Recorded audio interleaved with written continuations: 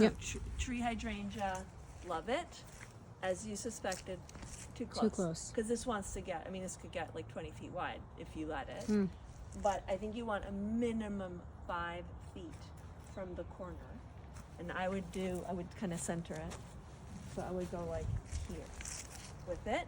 And then bring the line out and around in a nice gracious curve, okay? Graceful.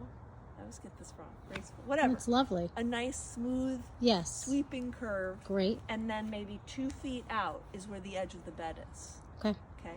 So minimum of 5 feet. Ideally, it would be 6 or more. And then 2 more feet for the extension of the bed. Okay. Makes Hard sense. prune in the late winter, early spring.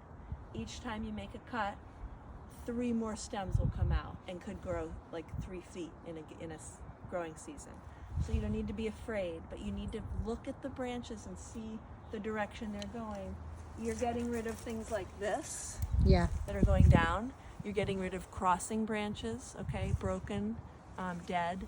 And then you're making a decision about what's the shape that I want. That may sound vague, but you just have to play around a little bit. Okay.